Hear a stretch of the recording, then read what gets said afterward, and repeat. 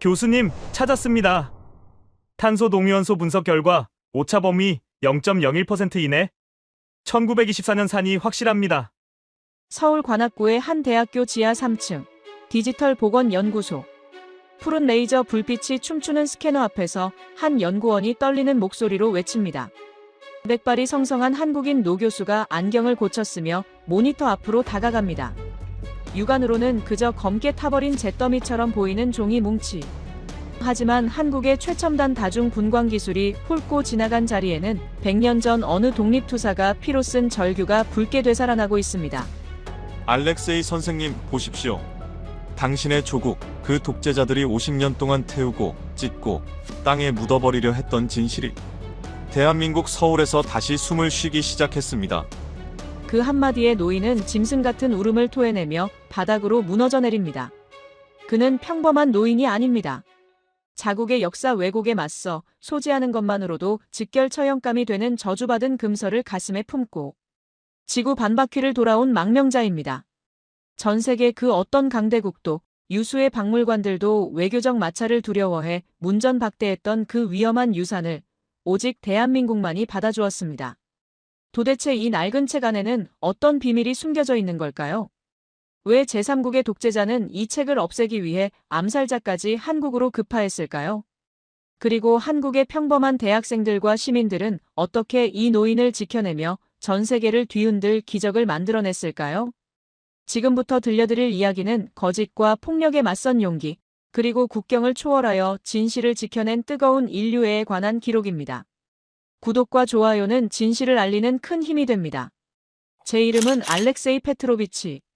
흑해의 거친 파도가 몰아치는 동유럽의 작은 나라, 비국에서 45년간 고문서 관리인으로 살아온 늙은이입니다. 잉크 냄새와 먼지 구덩이 속에서 평생을 보낸 제가 난생 처음 비행기라는 거대한 쇳덩어리에 몸을 싣고 8000km나 떨어진 낯선 땅. 대한민국에 오게 된 것은 우연이 아닌 운명이었습니다. 지금 창밖으로 보이는 인천 앞바다의 검은 물결을 내려다보며 저는 떨리는 손으로 가슴에 품은 낡은 가죽 가방을 다시 한번 움켜쥐었습니다. 이 가방 안에는 제 목숨보다, 아니 제 조국의 운명보다 무거운 진실이 잠들어 있기 때문입니다. 모든 것은 3주 전 비바람이 몰아치던 어느 늦은 밤 국립도서관 지하 수장고에서 시작되었습니다. 제 조국은 지난 반세기 동안 군사 정권의 철권 통치 아래 신음해왔습니다. 그들은 자신들의 쿠데타를 정당화하기 위해 교과서를 다시 쓰고 자신들의 입맛에 맞지 않는 역사책들을 불온서적으로 규정해 무자비하게 소각해왔습니다. 저는 역사정화위원회라는 허울 좋은 이름의 검열관들이 내려보낸 폐기 목록에 따라 우리 민족의 혼이 담긴 책들을 불태우는 하수인 노릇을 하며 살아왔습니다. 겉으로는 순종적인 사서였지만 제 영혼은 매일 밤 죄책감이라는 불길 속에 타들어가고 있었습니다. 그날도 저는 소각장으로 보낼 책들을 분류하고 있었습니다. 습기 찬 지하 창고 구석, 쥐들이 갉아먹은 책장 뒤편에서 곰팡이 쓴 가죽 표지의 책 한 권이 툭 하고 떨어졌습니다. 목록에도 없는 책이었습니다. 호기심에 떨리는 손으로 책장을 넘긴 순간 저는 숨이 멎는 것 같았습니다. 그것은 단순한 책이 아니었습니다. 100년 전 우리 민족이 가장 사랑했지만 현 정권에 의해 테러리스트로 낙인 찍혀 기록이 말살된 저항 시인 이반의 친필 비망록이었습니다. 더욱 충격적인 것은 그 비망록 사이에 끼워져 있던 빛바랜 사진 한 장과 메모였습니다. 거기에는 현 독재자의 조부가 사실은 독립운동가를 밀고하고 학살을 주도했던 첩자였다는 결정적인 증거가 담겨 있었습니다.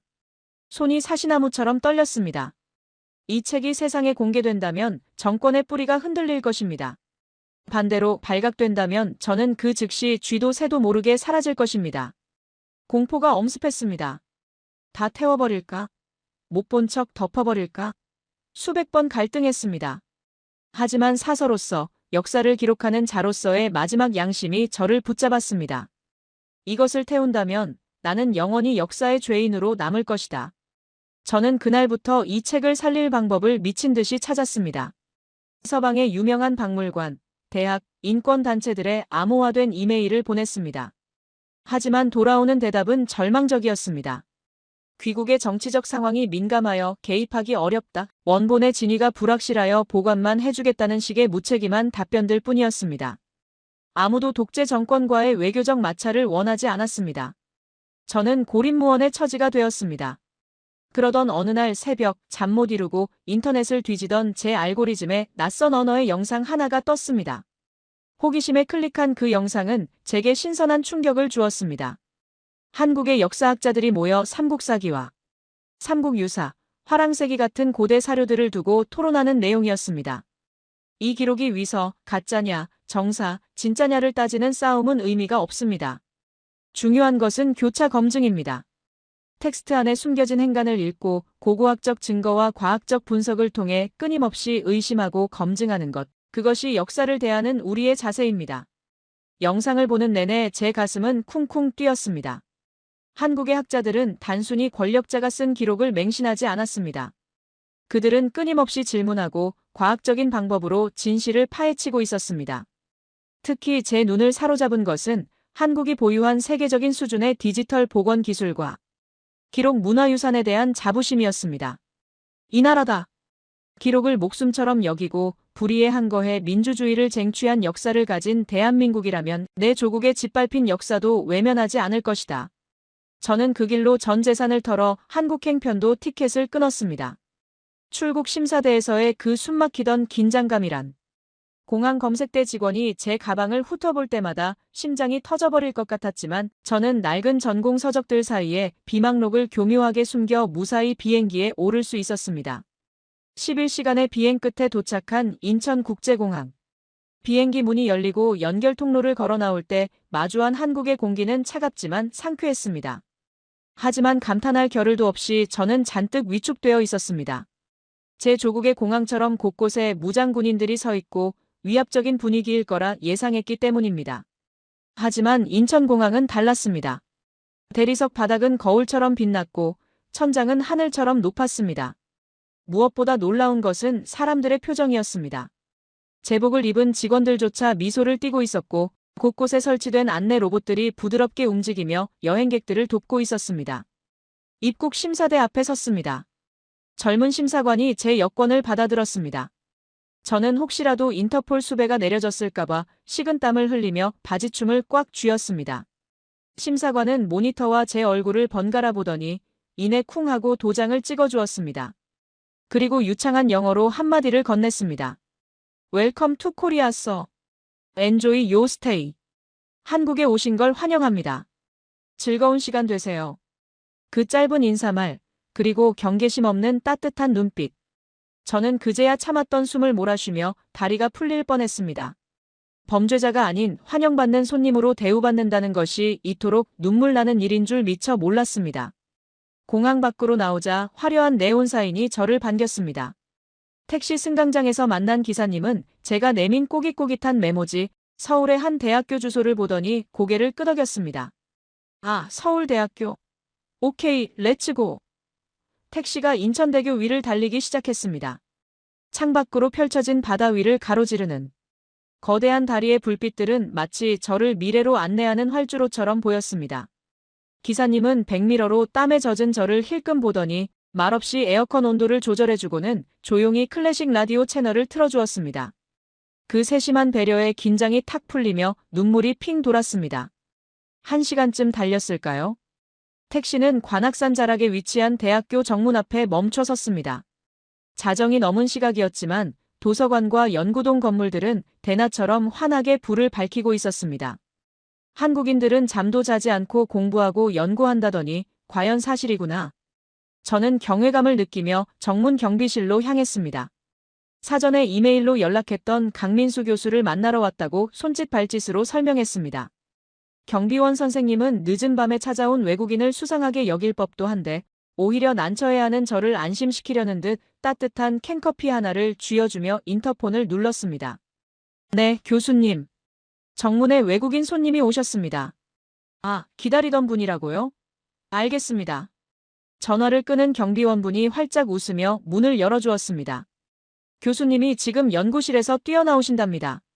저기 벤치에 앉아서 잠시만 기다리세요. 차가운 밤 공기를 마시며 캔커피의 온기를 느끼고 있을 때였습니다. 저 멀리 언덕길에서 하얀 가운을 휘날리며 급하게 뛰어내려오는 한 남자가 보였습니다. 영상 속에서 보았던 그 날카로운 눈빛, 하지만 지금은 한없이 반가운 표정을 한 강민수 교수였습니다. 그는 숨을 헐떡이며 제 앞에 멈춰서더니 대뜸 제 두 손을 덥석 잡았습니다. 알렉세이 선생님이시죠? 매일 보고 혹시라도 오시는 길에 무슨 일이 생기진 않았을까 얼마나 걱정했는지 모릅니다. 정말 무사히 와주셔서 고맙습니다. 정말 고맙습니다. 그의 손은 거칠었고 잉크 자국이 묻어 있었습니다.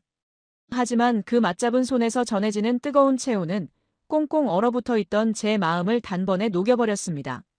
저는 울먹이며 품속의 가방을 그에게 내밀었습니다.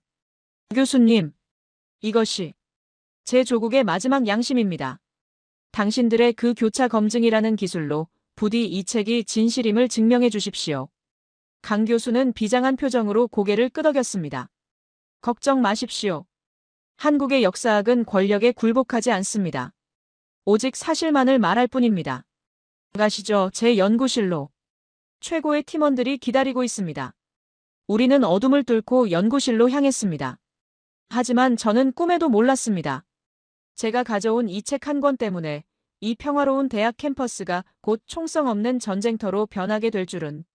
그리고 제 뒤를 밟은 검은 그림자들이 이미 인천공항을 빠져나와 서울로 향하고 있다는 사실을 말입니다.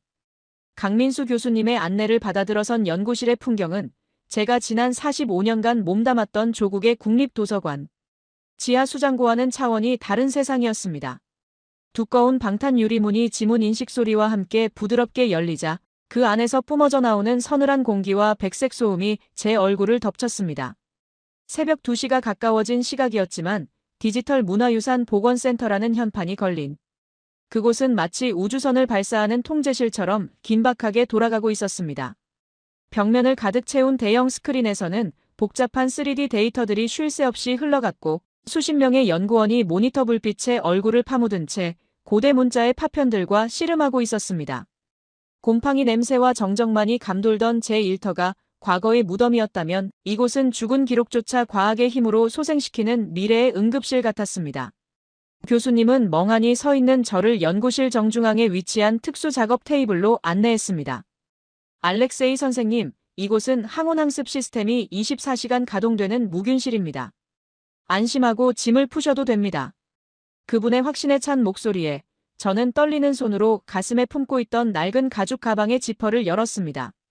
치익하는 지퍼 소리가 유난히 크게 울려 퍼지자 주변에서 타닥타닥 키보드를 두드리던 연구원들의 손길이 일제히 멈추고 모든 시선이 집중되었습니다.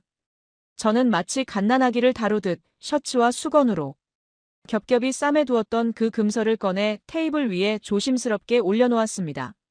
형광등 불빛 아래 드러난 책의 몰골은 처참했습니다. 습기를 머금어 검게 변색된 표지는 손만 대면 바스라질 것 같았고 종이들은 서로 엉겨붙어 하나의 딱딱한 돌덩이처럼 굳어 있었습니다.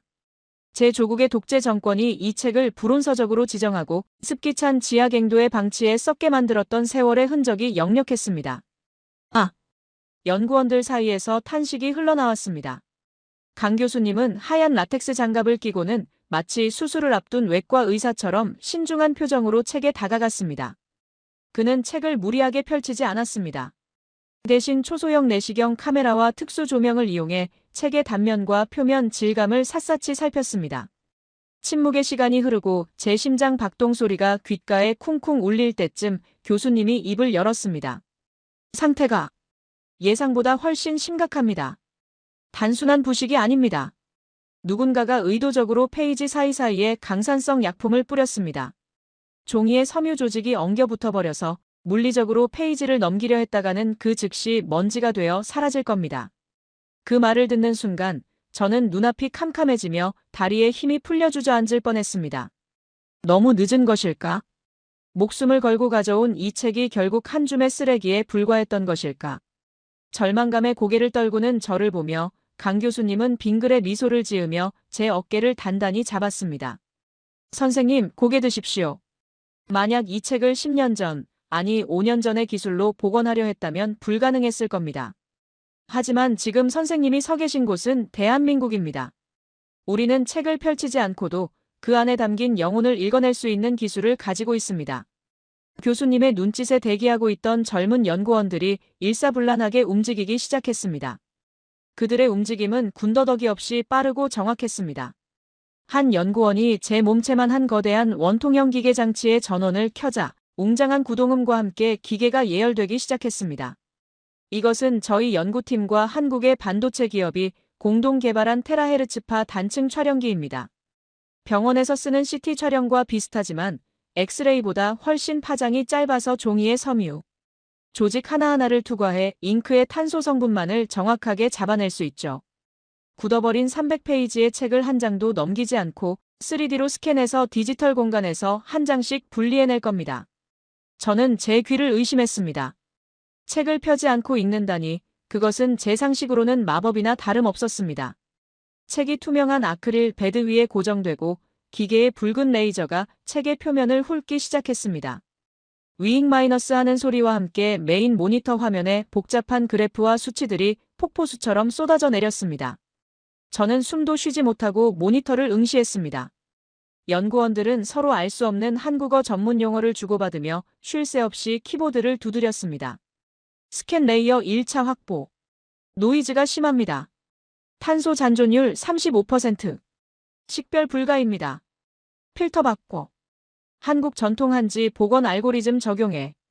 섬유질 패턴을 분석해서 잉크 흔적만 역추적한다. 할 수 있어. 집중해. 연구원들의 이마에 송글송글 땀이 맺혔습니다.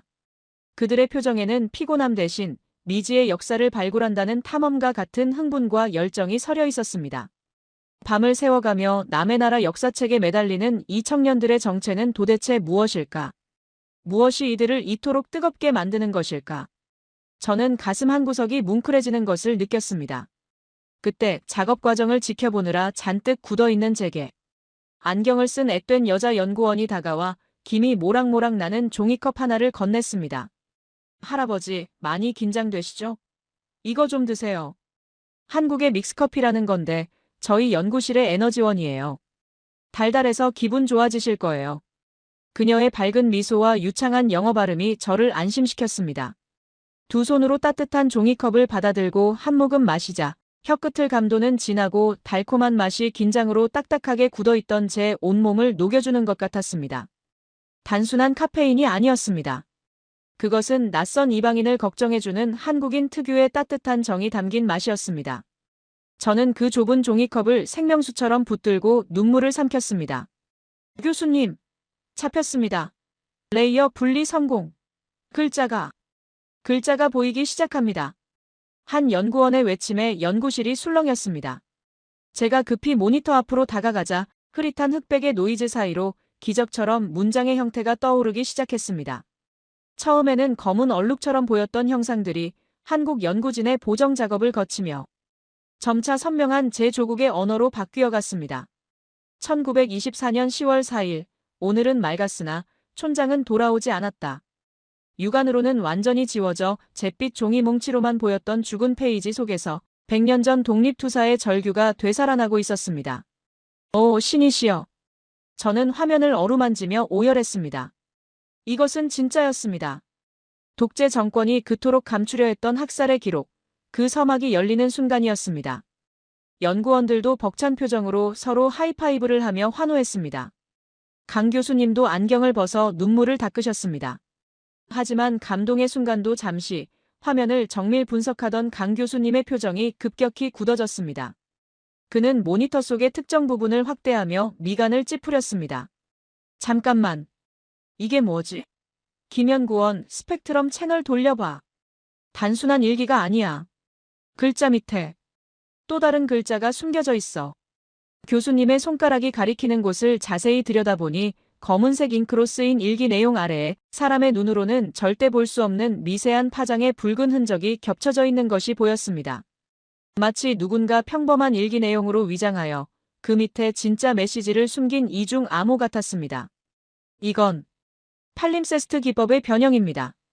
저항 시인 이반은 혹시 모를 압수수색에 대비해 특수 용액으로 먼저 글을 쓰고 그 위에 먹물로 일기를 더 쓴 겁니다. 보통의 스캐너로는 절대 잡히지 않지만 저희 장비는 잉크의 화학적 성분 차이를 나노단위까지 분석해내죠. 강 교수는 흥분을 감추지 못하고 목소리를 높였습니다. 전원 비상대기.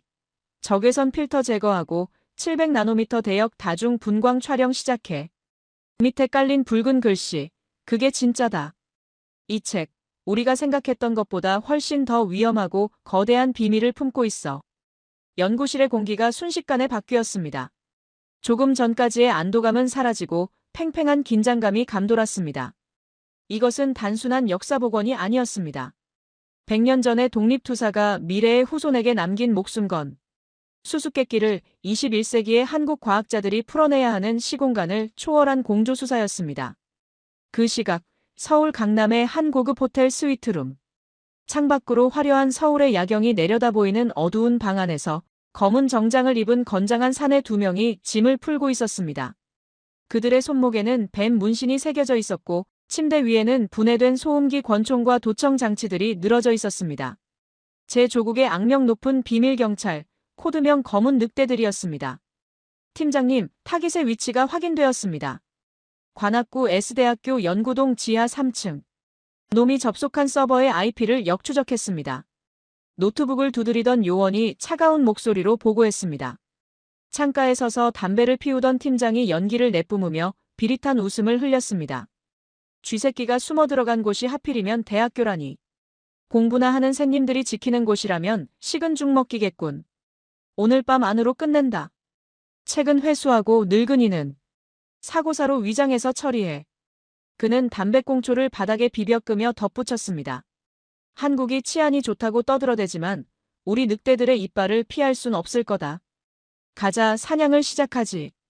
호텔방을 나서는 그들의 등 뒤로 서울의 밤하늘에는 불길한 먹구름이 몰려오고 있었습니다.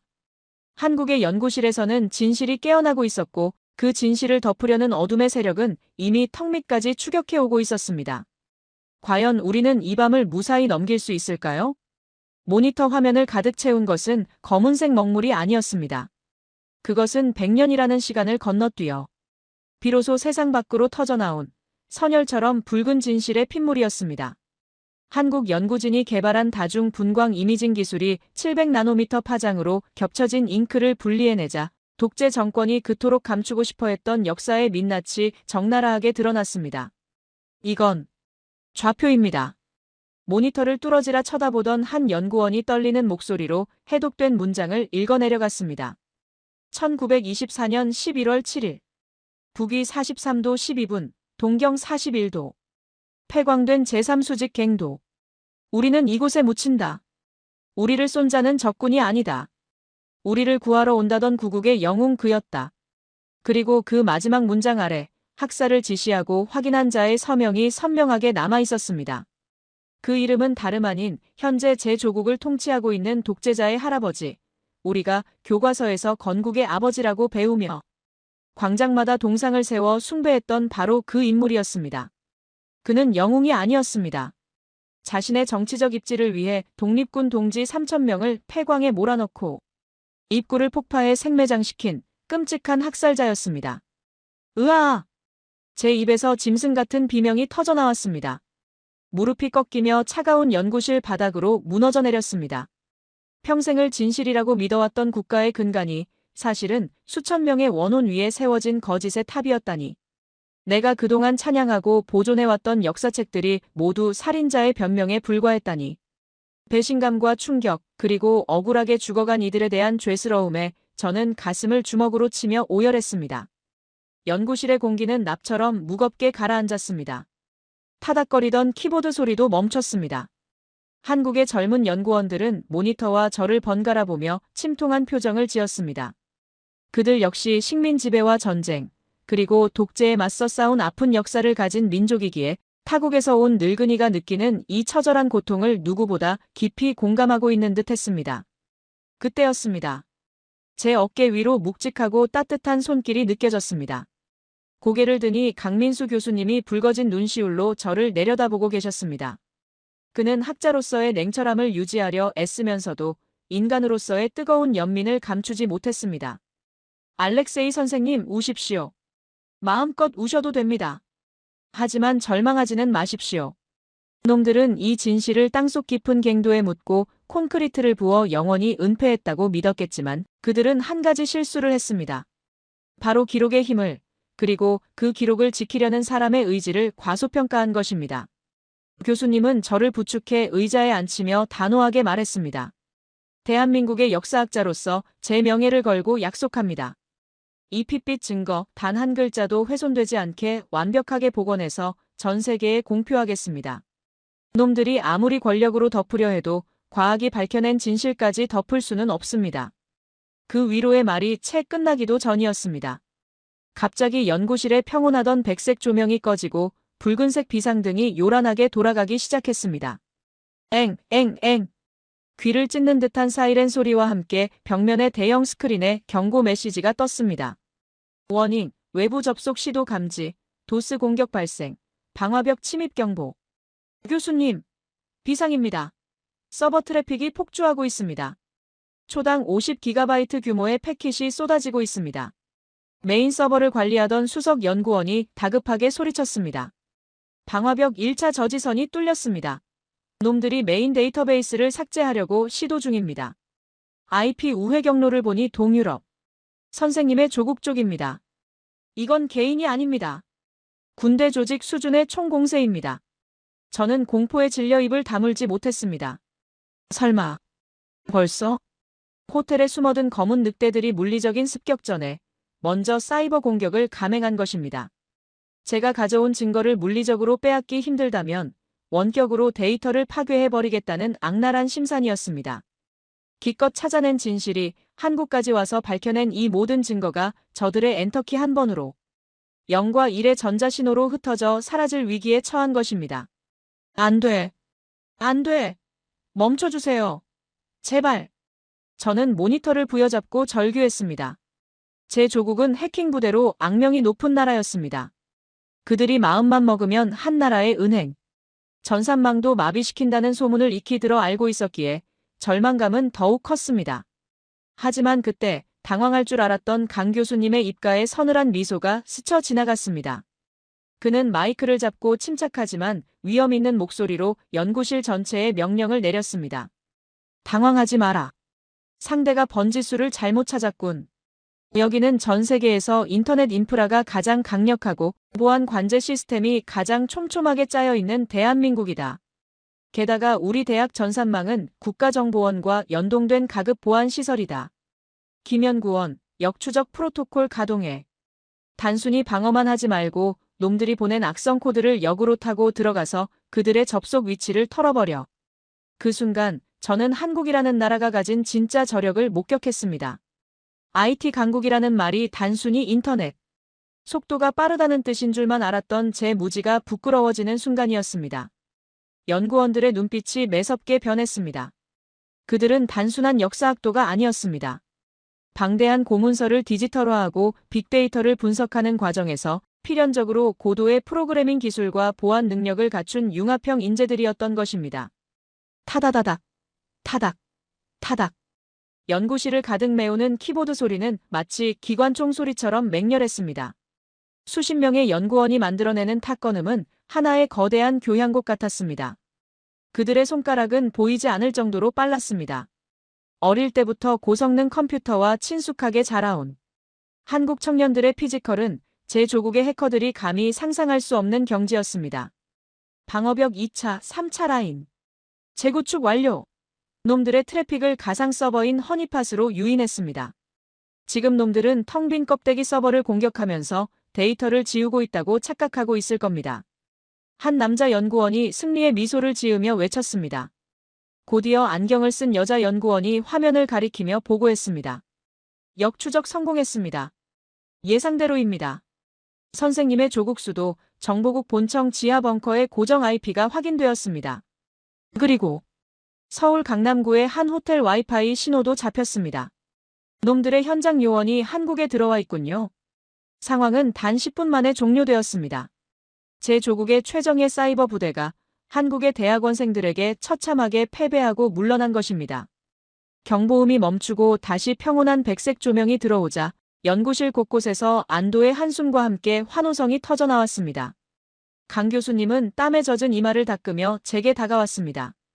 놀라게 해드려 죄송합니다, 선생님. 하지만 걱정 마십시오. 원본 데이터는 이미 공격 시작과 동시에 물리적으로 네트워크가 차단된 콜드 스토리지에 백업되었습니다. 그리고 혹시 몰라 클라우드를 통해 미 국회 도서관과 유네스코 서버에 분산 저장해 두었으니 이제 그 어떤 해커도 심지어 신이라 해도 이 기록을 지울 수는 없습니다. 그는 안경을 벗어 닦으며 덧붙였습니다. 한국 속담에 뛰는 놈 위에 나는 놈 있다는 말이 있습니다. 그들이 정보를 통제하려 뛸 때 대한민국은 이미 정보를 지키기 위해 날고 있었습니다. 새벽 4시 30분. 창밖이 푸르스름하게 밝아오고 있었습니다. 밤새 계속된 복원 작업과 해킹 방어전으로 모두가 녹초가 되었을 법도 한데 이상하게도 연구원들의 얼굴에는 생기가 돌았습니다. 그때 연구실 문이 열리며 구수한 냄새가 진동했습니다. 교수님, 야식 겸 아침 식사 도착했습니다. 학교 앞 24시간 국밥집에서 제일 맛있는 수육국밥으로 포장해왔습니다. 배달통을 든 청년이 활기차게 들어왔습니다. 긴장이 풀리자 급격한 허기가 몰려왔습니다. 교수님은 저를 테이블로 이끌었습니다. 알렉세이 선생님, 한국에서는 큰일을 치르고 나거나 몸과 마음이 지쳤을 때 꼭 뜨끈한 국밥을 먹습니다. 텅 빈 속을 따뜻하게 채워야 앞으로 닥칠 더 큰 싸움도 이겨낼 수 있으니까요. 김이 모락모락 나는 뚝배기 그릇을 받아들었습니다. 뽀얀 사골 국물 속에 부드러운 고기와 밥이 가득 담겨 있었고 붉은 양념장과 깍두기가 곁들여져 있었습니다. 숟가락으로 국물을 떠넘기는 순간 얼어붙었던 제 몸과 마음이 거짓말처럼 녹아내렸습니다. 그것은 단순한 음식이 아니었습니다. 낯선 이방인의 위험을 기꺼이 자신의 위험으로 받아들이고 밤새워 지켜준 이들의 따뜻한 마음이 응축된 위로의 맛이자 연대의 맛이었습니다. 맛있습니다. 정말 맛있습니다. 제가 국밥 그릇에 눈물을 뚝뚝 흘리며 숟가락질을 멈출 수 없자 맞은편에 앉은 젊은 연구원이 자신의 깍두기 그릇을 제 쪽으로 밀어주며 말했습니다. 많이 드세요. 한국인은 밥심으로 산다고 하잖아요. 이제 선생님도 우리 식구니까 든든하게 드시고 힘내세요. 식구. 밥을 같이 먹는 입이라는 뜻. 평생을 독재의 감시 아래서 가족조차 믿지 못하고 외롭게 살아온 제게 지구 반대편의 낯선 청년들이 건넨 그 한마디는 제 인생에서 가장 따뜻한 훈장이었습니다. 하지만 우리는 아직 안심할 수 없었습니다. 해킹 공격이 실패로 돌아갔다는 것은 호텔에 숨어있는 검은 늑대들이 이제 최후의 수단, 즉 물리적인 암살과 탈취를 시도할 것이라는 명백한 신호였기 때문입니다. 그리고 몇 시간 뒤 제가 연구실의 답답함을 이기지 못하고 잠시 바람을 쐬러 나갔을 때 저는 한국의 또 다른 놀라운 모습을 목격하게 됩니다. 그것은 첨단 기술이나 맛있는 음식이 아닌 불의를 보면 참지 못하는 평범한 시민들의 위대한 용기였습니다. 해킹 방어전이 끝난 후 연구실은 폭풍이 휩쓸고 지나간 듯한 고요함에 잠겼습니다. 연구원들은 하나둘씩 의자를 붙이거나 간이 침대에 몸을 누인 채 쪽잠에 빠져들었습니다. 그들의 고른 숨소리는 마치 전투를 마친 병사들의 휴식처럼 들렸습니다. 저는 잠이 오지 않았습니다. 벽에 걸린 시계를 보니 오전 11시가 지나고 있었습니다. 밤새 저를 위해 헌신해준 이 청년들에게 그리고 강 교수님에게 제가 할 수 있는 보답이 무엇일까 고민했습니다. 문득 아까 여학생이 건네주었던 달콤한 믹스커피가 떠올랐습니다. 그래, 한국 사람들은 피곤할 때 단 것을 먹는다고 했지. 저는 조심스럽게 자리에서 일어나 지갑을 챙겼습니다. 연구실 밖은 위험할 수도 있었지만 대학 캠퍼스 안은 CCTV가 사각지대 없이 설치되어 있어 안전하다는 교수님의 말씀이 생각났습니다. 그리고 무엇보다 저 때문에 고생하는 이들에게 따뜻한 빵과 초콜릿이라도 한가득 안겨주고 싶은 마음이 두려움을 앞섰습니다. 저는 연구원들이 깰세라 살금살금 문을 열고 지상으로 향하는 엘리베이터 버튼을 눌렀습니다. 지상으로 나오자 가을의 따사로운 햇살이 눈부시게 쏟아졌습니다. 캠퍼스는 평화 그 자체였습니다. 전공 서적을 가슴에 품고 웃으며 지나가는 학생들, 벤치에 앉아 도시락을 먹는 연인들. 불과 몇 시간 전 지하에서 사이버 전쟁을 치렀다는 사실이 믿기지 않을 정도로 평온한 풍경이었습니다. 저는 교내 편의점에 들러 초콜릿과 과자, 음료수를 양손 가득 샀습니다. 묵직한 비닐봉지의 무게가 마치 제 마음의 빚을 덜어주는 것 같아 발걸음이 가벼웠습니다. 다시 연구동으로 돌아가려던 순간이었습니다. 등 뒤에서 서늘한 기운이 감지되었습니다. 그것은 평생을 감시와 도청의 공포 속에서 살아온 사람만이 느낄 수 있는 포식자가 먹잇감을 노릴 때의 살기였습니다. 본능적으로 고개를 돌렸을 때 저는 심장이 쿵 하고 내려앉는 것을 느꼈습니다. 저만치 떨어진 공학관 건물 기둥 뒤에 검은 정장을 입고 선글라스를 낀 건장한 사내 2명이 서 있었습니다. 그들은 한국의 대학생들과는 확연히 달랐습니다. 딱딱하게 굳은 어깨, 주변을 경계하는 날카로운 시선, 그리고 무엇보다 그들의 손목에 언뜻 보이는 뱀 문신. 제 조국의 정보국 산하 암살부대, 검은 늑대들이었습니다. 결국 여기까지 왔구나. 그들은 저와 눈이 마주치자마자 숨길 생각도 없다는 듯 천천히 하지만 위압적으로 거리를 좁혀왔습니다. 주변에 학생들이 있었지만 그들은 개의치 않았습니다. 저는 연구동으로 뛰어가려 했지만 이미 한 놈이 퇴로를 차단한 상태였습니다. 이대로 지하 연구실로 도망친다면 놈들을 연구실까지 끌어들이는 꼴이 될 것이고 자고 있는 연구원들까지 위험해질 수 있었습니다. 사람이 많은 곳으로 가야 한다. 보는 눈이 많은 곳으로. 저는 방향을 틀어 정문을 향해 걷기 시작했습니다. 걸음은 점점 빨라져 달리기 시작했고 놈들도 속도를 높여 저를 추격했습니다.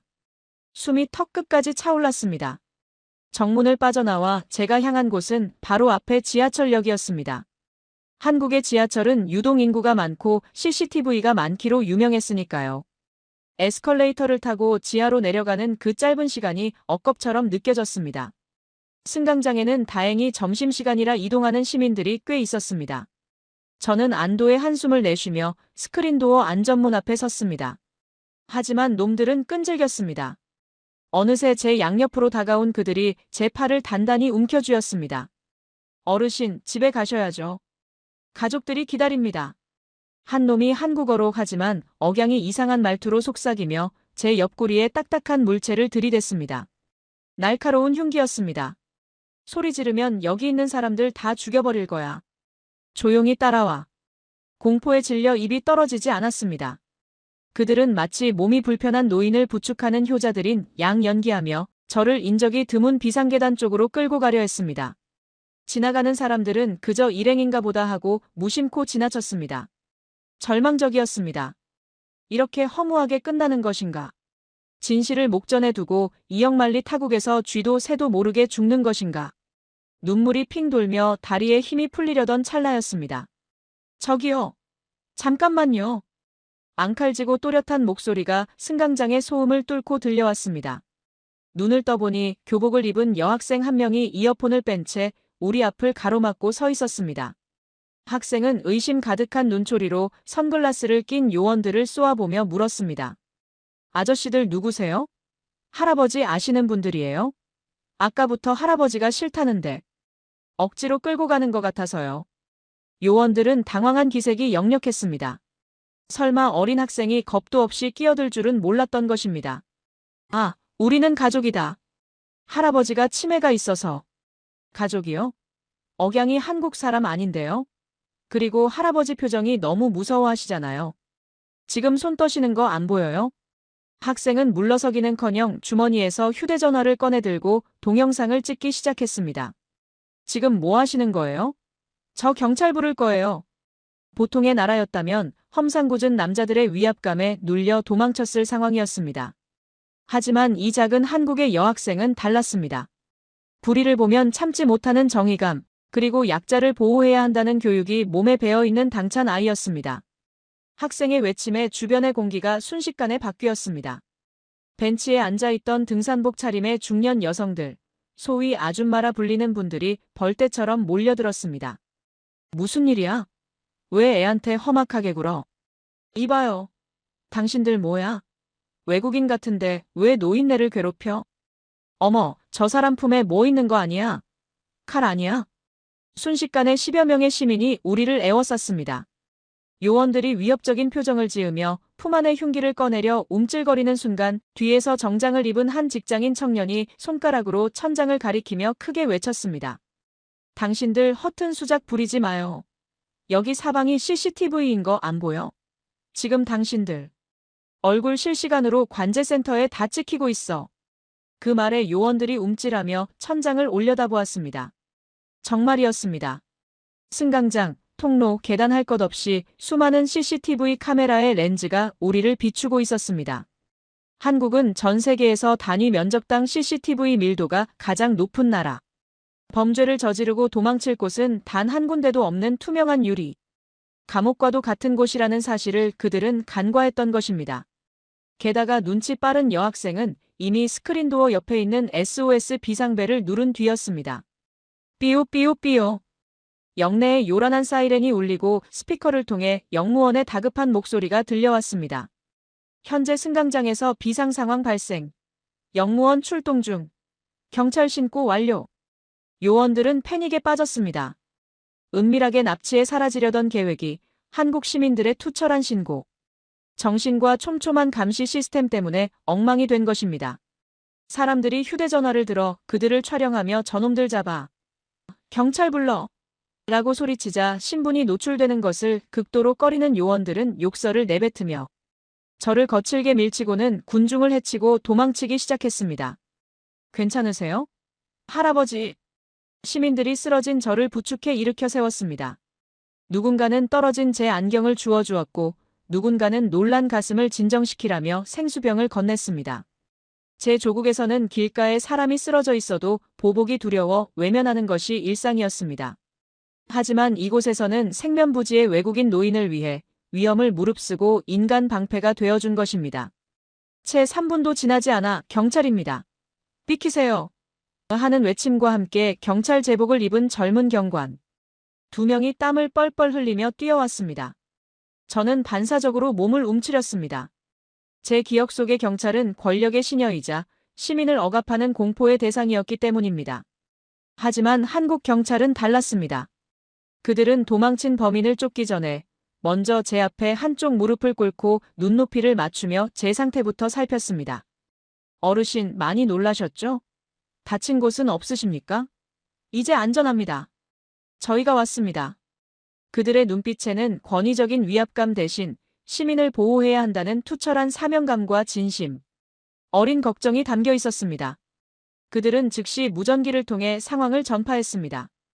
용의자 2명, 검은 정장 차림. 현재 3번 출구 방향으로 도주 중. 인근 CCTV 관제센터와 연동해서 동선 추적 바란다. 순찰차 세대 긴급 배치. 경찰의 무전기 너머에서는 실시간으로 요원들의 도주 경로가 파악되고 있었습니다. 용의자들 강남대로 진입. 버스 탑승 시도 중. 실패하고 골목으로 진입. 현재 위치 확인됨. 포위망 좁히는 중. 저는 소름이 돋았습니다. 범죄가 발생하는 순간부터 검거 작전까지 시민 영무원 경찰 CCTV 관제센터가 하나의 유기체처럼 빈틈없이 작동하고 있었습니다.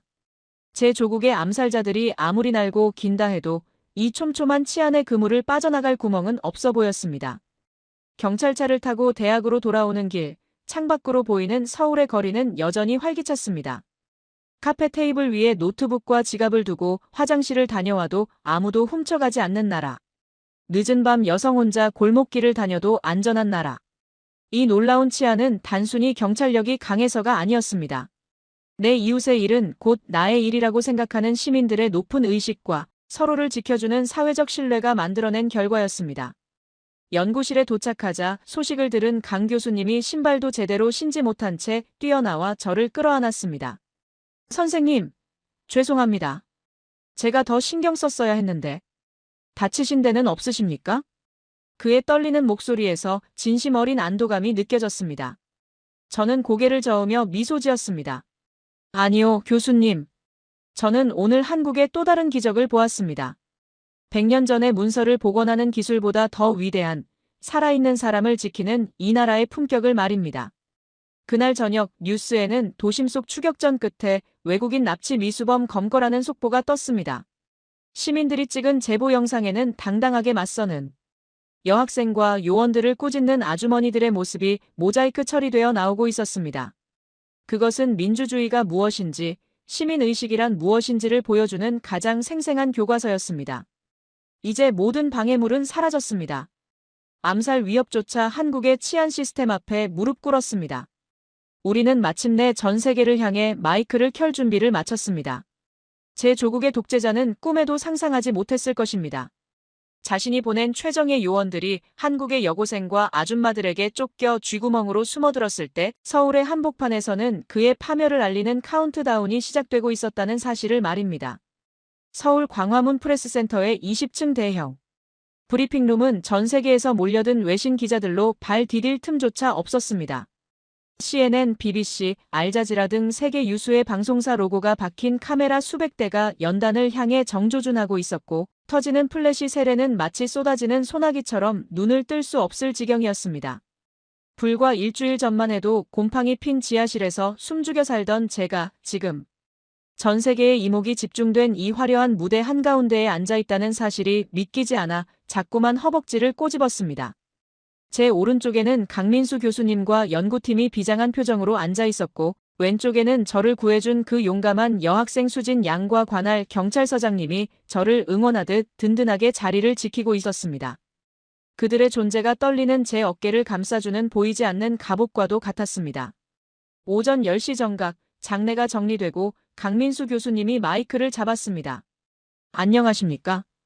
오늘 대한민국 서울에서 우리는 100년 전의 낡은 종이 뭉치가 어떻게 현대의 독재 권력을 심판할 수 있는지 그 과학적이고 역사적인 증거를 공개하려 합니다.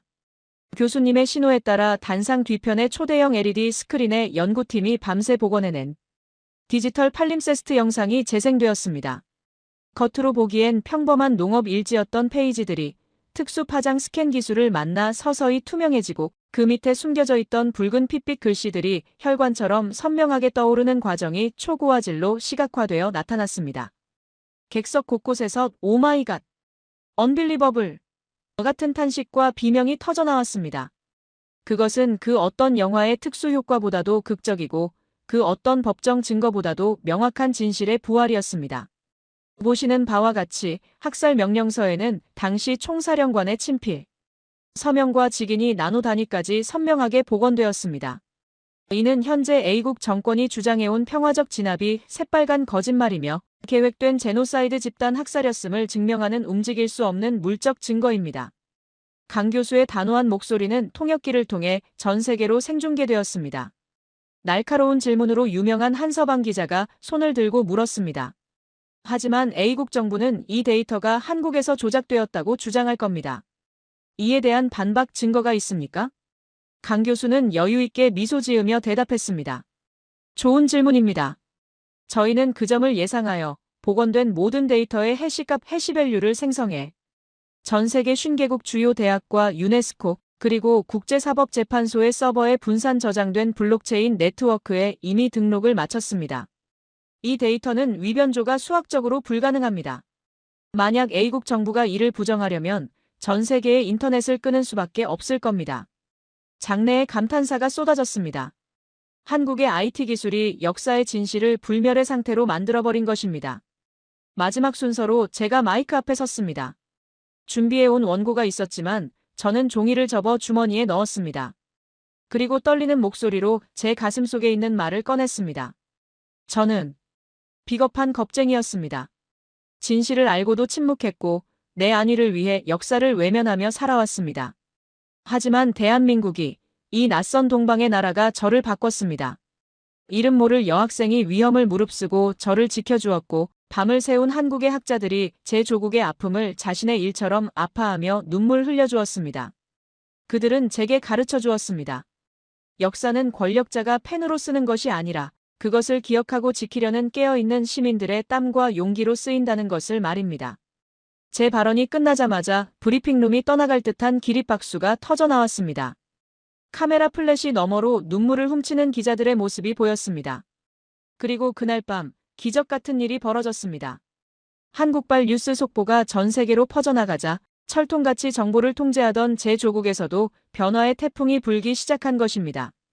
제 조국의 독재 정권은 인터넷을 차단하려 했지만 IT 강국 한국의 네티즌들을 막을 수는 없었습니다.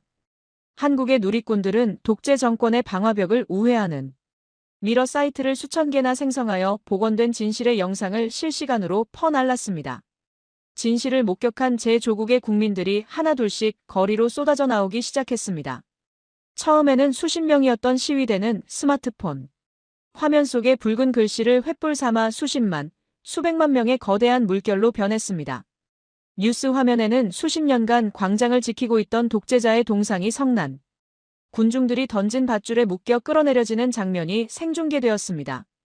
그 밧줄을 당기는 청년들의 손에는 스마트폰이 들려 있었고 그 화면 속에는 한국의 연구실에서 복원된 그날의 진실이 빛나고 있었습니다. 나비의 날개짓이 태풍을 만든다고 했던가요? 서울의 작은 지하 연구실에서 시작된 진실의 날개짓이 8000km 떨어진 지구, 반대편의 거대한 독재 권력을 무너뜨리는 민주주의의 태풍이 된 것입니다. 일주일 후, 저는 조국으로 돌아가는 비행기에 몸을 실었습니다. 이제 저는 더 이상 도망자가 아니었습니다.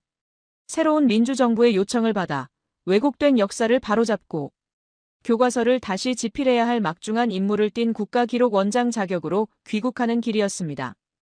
인천공항 출국장에는 강 교수님과 연구원들, 그리고 저를 구해준 수진 학생과 경찰관분들까지 모두 나와 저를 배웅해 주었습니다.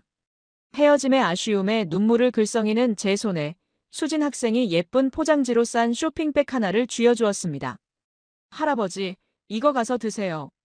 믹스커피랑 초코파이예요. 힘들 때마다 드시면서 우리 생각하세요. 그리고 이건 우리 모두가 쓴 편지예요.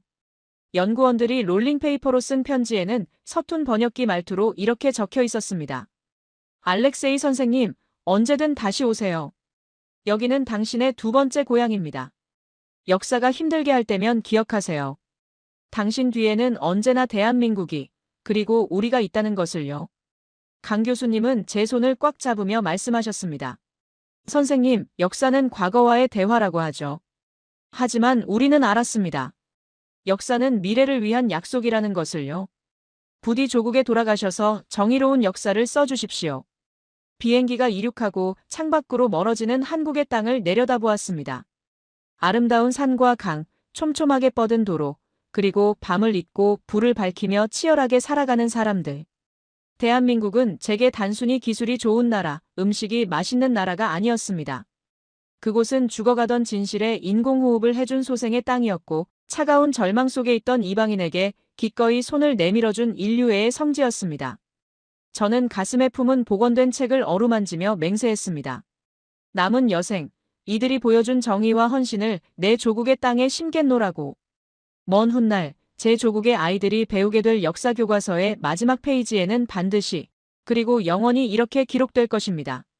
가장 어두웠던 시절, 거짓의 장막을 걷어내고 우리에게 진실의 빛을 되찾아준 친구의 나라가 있었다. 그 나라의 이름은 대한민국이다.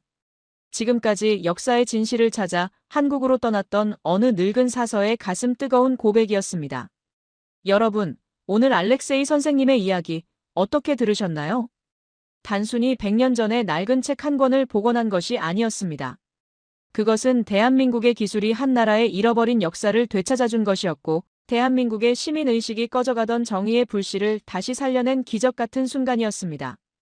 우리는 가끔 잊고 살 때가 많습니다. 우리가 당연하게 누리는 이 안전한 치안, 밤새워 연구에 몰두하는 열정, 그리고 어려움에 처한 이웃을 외면하지 않는 따뜻한 정의.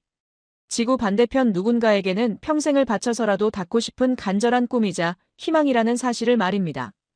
오늘 이야기를 통해 여러분의 가슴 속에 내가 사는 이곳이 이렇게 멋진 나라였구나 하는 뜨거운 자부심이 한 뼘 더 자라났기를 바랍니다. 누군가의 억울함을 풀어주고 세상의 어둠을 밝히는 등불 같은 나라, 대한민국.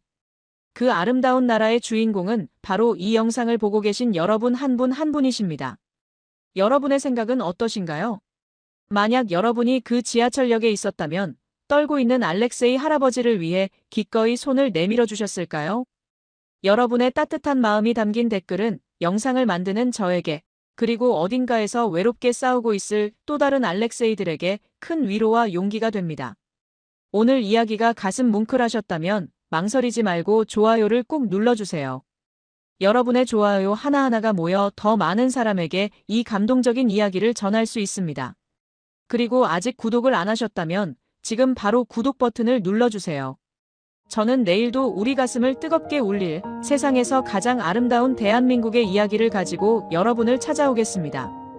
지금까지 감동야화였습니다. 오늘도 대한민국 국민이라는 자부심 속에서 편안하고 행복한 하루 되시길 바랍니다. 시청해주셔서 감사합니다.